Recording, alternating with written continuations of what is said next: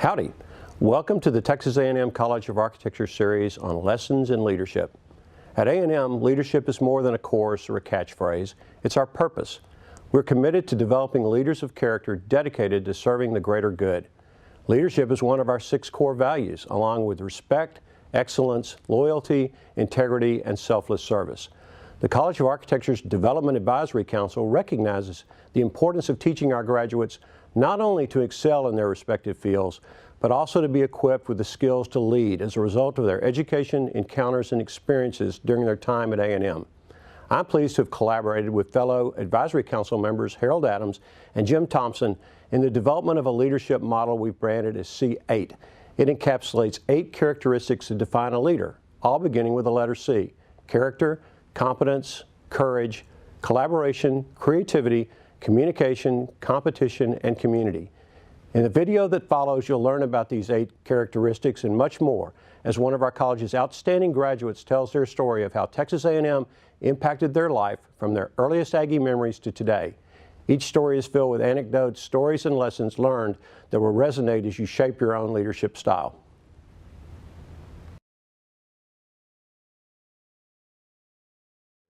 Today we're visiting with Ron Skaggs, class of 1965. Ron graduated with Bachelor of Architecture and Masters of Architecture degrees. He's a distinguished alumnus of the university, an outstanding alumnus of the College of Architecture, and a member of the Corps of Cadets Hall of Honor. Ron is a fellow in the American Institute of Architects, former president of the AIA, former chancellor of the College of Fellows, and recipient of the Kemper Award from the AIA. He is currently chairman emeritus of HKS Architects, where he worked for 45 years. Ron, welcome. You grew up in Dallas, and your mom and dad were big influences in your life, weren't they? They were great influences, and I suspect that's not uncommon to most of us, as our parents being strong influences. Of course, they grew up in the Depression, and both wanted to get college degrees, but the economy was such that they were unable to. So they strongly made sure that both my brother and I were prepared and able to go to Texas A&M. And fortunately, both my brother Rick and I are graduates of Texas A&M University. What made you make the decision to attend A&M? Well, actually, at the age of 14, I had decided I wanted to be an architect. Being in a family that did not have the means to go just anywhere for architecture school, I researched the Texas area and applied to Texas Tech, the University of Texas, and Texas A&M. Was accepted at all 3, and frankly would have been happy to go to any of the 3.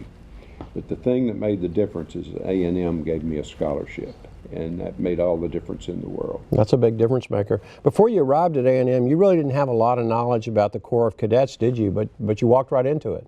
No, I didn't. You know, when I'd watched the A&M Texas football game on TV, I'd see the Aggie band marching at halftime and all. That's about all I knew about them. And it was kind of a shock when I showed up at A&M. Actually, they'd had you fill out a card that indicated things about you and what dorm you were going to be in and so on. And it had asked the question, do you play a musical instrument? And I might mention, back to my parents, my mother had put a strong emphasis on music. So music was my other love, and I'd considered majoring in music. But I knew I wanted to be an architect, so I had decided to go to A&M instead. So I show up to dorm 11. Unbeknownst to me, it was the Aggie band. Wow. So my freshman year, I was in the Aggie band. Now, I had come here to be an architect, and back at that time, outfits in the Corps, which was a 2-year requirement to be in the Corps at that time, were set up by what your major was. So I switched to an architecture outfit my sophomore year and stayed in the Corps until I completed my senior year. And some of your first observations of leadership occurred in the Corps. You developed an appreciation for character, one of our 8 tenets of leadership. Tell us a little bit about that. Well, one of the things in being in the Corps is you go through a series of steps. When you go in as a fish, you're not a leader, certainly. But you begin to observe within that organization those that have a certain presence about them, a character, a commitment to building others that just was imbued in everything that I was involved in during the Corps. There were certain people at the sophomore level, people at the junior level, and even at the senior level, even more so, that just left a great impression upon me, and is a big reason why, even though many of my classmates in architecture were leaving the Corps at the end of their sophomore year, because you didn't have to, it was compulsory for the first 2 years. Right. Essentially, they were all going to concentrate on architecture. I wanted to still concentrate on architecture, but I wanted to continue as part of that, what I would call a leadership laboratory. That's great. A great way to describe it. Who were your early mentors during your time at A&M? There were many faculty members. Of course, there were those in the Corps that I just referred to, that the people of character that put their lives into me as a cadet. But as faculty members, there's two specifically that come to mind. One is Ed Romanek, who was at that time department head. We had not become a college yet. We were part of the College of Engineering. And Ed just left a very strong impression upon me to seek excellence in everything that I do. You have a choice. You can be an also-ran or you can seek excellence. And that was a strong lesson I learned from him. In graduate school, I met Professor George Mann and began to specialize in healthcare facilities architecture as a graduate student. And I observed all these relationships that he was making and these lifelong relationships that he was committed to. And I realized how important it is to be part of a community and have relationships with other people, and good leaders know how to relate. Yeah, and that relationship with George paid off in a big way, and a little later you're going to tell us about, right? Actually, he's still a professor here at A&M now, and celebrated his 50th year as professor of architecture. And well, actually, another partner and I established a chair sometime back that he was the first holder of, and we're working on right now trying to get another chair in his name. That's just fabulous. You met your wife of 51 years, Sandra, during your senior year. Tell us how you met. Well, I mentioned my brother was an Aggie also. He was younger than me, but I came home from went home from A&M from the Christmas holidays, and he needed someone to join him on a date that he had, so it was a blind date. Best thing that ever happened to me. I really love my brother for that, and I love my wife even more. 51 years and you're still making history. 51 years. That's great. Yeah, you work for CRS, one of the big names in architecture, one of the biggest architecture firms in the world ultimately, for 6 months following your graduation, because you had a gap in there before you went into the military. You had some pretty cool mentors there too, weren't they? Well, tell us about some of that. That's true. The reason I had a gap was that I was commissioned Corps of Engineers, but since I went to graduate school and specialized in healthcare architecture, I was branch transferred to the Medical Service Corps with an assignment to the Pentagon in the Army Surgeon General's office. But before I went on active duty to schedule it and all, I had this 6-month delay. So I went to work for CRS. George Mann was a factor in that. Yep. Some relationships. I mentioned his relationship building earlier.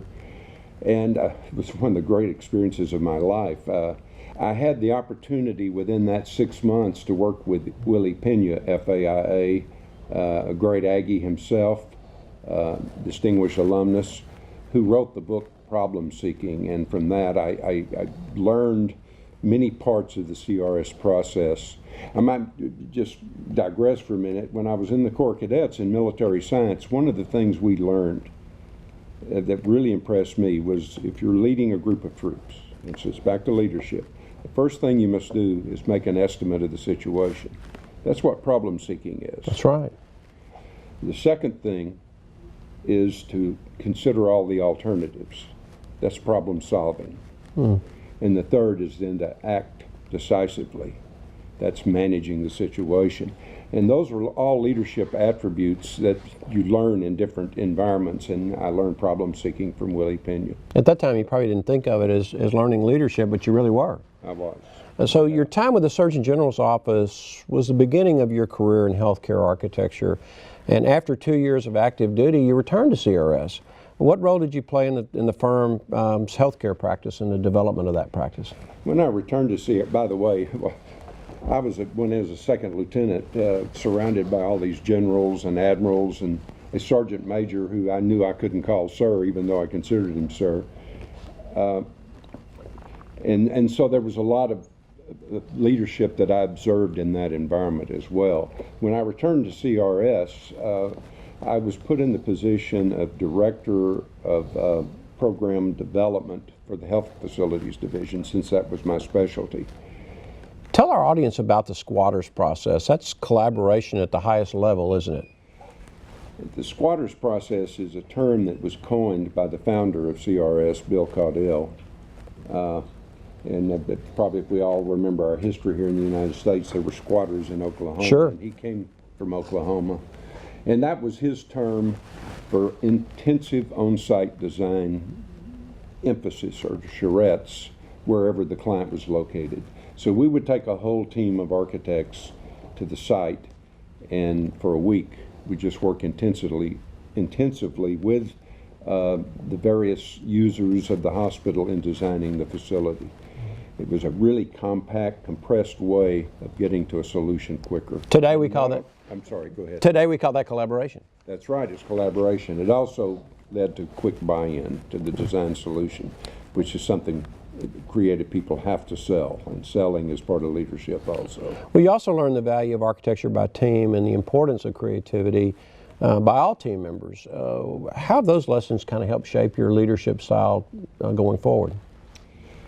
Well, architecture by team is something that happens in all endeavors of business. It's not one individual can accomplish it. Now, there were a few Leonardo da Vinci's in the past that seemed to be good at doing everything, but people have different talents. Some have talents for creativity, some have talents for technology, others have talents for management. And so what needs to be done is those talents need to be melded together. And the leader that recognizes that will get the best outcome in realizing that the solution is using a team. And Bill Caudell really brought forward that idea of the troika of design management and technology, didn't he? He did. It was a hallmark of the firm. In 1972, you made the decision to join Harwood K. Smith and Partners, and you assumed a new role. What were you asked to do, and who was your mentor in that role? Well, I was asked to come in and start a health facilities design group. Harwood K. Smith and Partners had been a firm that primarily designed commercial buildings, and what happens in any business is you have ups and downs in the business. And commercial work would have high ups and low downs. Right. And by bringing healthcare in, the amplitude of the curve was more leveled out. So that was the reason Harwood wanted to start a healthcare group. And Harwood K. Smith was my mentor at that time. And Harwood was a very interesting mentor. He was very business oriented, although he was an artist who had studied at the Chicago Art Institute. Had done beautiful artwork in his life. Very creative man, but emphasis on business. And there are a lot of interesting quips that he mentored me with over the years. Things like I came in and I thought we were going to get all these large hospital projects, even though the firm had never done any, because that's what I was doing at CRS. Right. Turned out that we were not getting any projects, and he called me to his office one day and he said, "Ron, you have to crawl before you walk and walk before you run." Wow. Now, just very simplistic statements like that is how I learned from him. And you remember those to this day? Oh, yes. Another one, as I was out there when we got work, trying to do it all myself. And he says, "Ron, you have to accept less than 100% to grow." And what he was saying is delegation. Right. And that's a very important thing in leadership, is realizing you're delegating to others. You're building other leaders. And I applied that, and the person I delegated the work to actually did it 120% better than I was going to do 100% anyway. So that's another thing you learn, is that by delegating and supporting others, it raises the ship. Yeah, it's a good lesson underneath that. Harwood chose to retire from the firm in the 80s, and a three-person executive leadership team was established. You were one of the three. That must have taken lots of confidence and courage to move into that role. Well, in my case, this was something I wasn't seeking. Right. The other two members of the executive leadership team asked me if I would join the group, which I was very honored to be asked to, but it was something I really wasn't prepared for. So certainly it took some soul searching. And what it really boiled down was, do I have the commitment to do this? And, or passion might be another word. And I determined that I do, and I accepted that challenge, and it turned out to work out well for the company. It worked out quite well. In 1988, the stockholders of the firm elected you chairman and CEO, and you really began to study leadership and develop your personal leadership model. You stated that leadership is the ability to inspire others to aspire. I love that quote. What's the most important attribute of a leader in your mind? Well, I think that the most important attribute is service. It's essentially being a servant leader. Yeah. Certainly, before you become a leader, you have to follow other leaders and you learn from them. And you must never forget the fact that you're there to serve others. You're not there to serve yourself. You formed a leadership committee that established HKS's leadership values. And I know you brought some along with you. What were those leadership values? I know our listeners would love to know that. I have it listed here, and I'd like to kind of go through the list if that's Sure. okay. I might mention, when I formed this, I said, we need to set what our firm values are, and I selected one of what I consider to be our future leaders to be the manager of that team, and I sat on the team as they developed the values. Interestingly enough, he ended up following me as CEO of the company. That's great. But here are the HKS values, and I think they relate to leadership. The first is excellence. Remember I said Ed Romanick imbued that into me. The second is responsive service, and the key word there is being responsive. Right. The next is work ethic, a positive attitude and work ethic. Commitment with honesty and integrity. Leadership itself. Having no bureaucracy. Remaining a learning organization, mastering change, having mutual respect and dignity, not only with the people in your workplace, but with all the people you work with in the business. Right. Providing career opportunities, and lastly, having a business-centered practice. Those were the values that we set, and they hold to today. That's fabulous. We mentioned earlier that you had been very actively involved in the American Institute of Architects, and you used the term VIP as your slogan when you successfully ran for the presidency of the AIA. What did VIP stand for? Well, we discussed earlier that I've read books on leadership, and one of the first books I led is on Becoming a Leader by Warren Bennis, which is kind of a textbook on leadership. And what I got from that book, and it wasn't in the acronym order we just talked about, was that a leader must be someone that has vision. He also must be someone that's passionate, and also someone that has integrity. And so I thought, well, I'll just flip those and make it VIP. And so that's what I was presenting in my candidacy for leadership at the AIA, was my vision, what my passion was, and that I would lead with integrity. And the marketer in you came out to form VIP. That's Easy right. for people to remember. That's true. You and I share a passion for reading. What books, other than Warren Bennis' book, what books inspired your leadership vision? Well, I brought another book here, which is called Leadership is an Art, written by Max Dupree. Now, Max Dupree was the CEO of Herman Miller. Bill Caudill, who I mentioned earlier, Right. is one of my mentors, was on the board of Herman Miller. Right. One of the most creative companies that exist, preceding Apple by decades. Right. And what I gained from this book was that what leadership, you're leading people, and there's a human factor in that. And you must never forget the human factor when you're leading other people. There needs to be a mutual respect and a way of uplifting other people, not talking down to them. Building them up. Building them up. That's a good way of putting it. So you read probably hundreds of books on leadership, but one book, Halftime by Bob Buford, did more than inform you on leadership. It changed your life. Why? Yeah, and I have that book here with me also. This is a book that was written by a very successful businessman that had become very successful.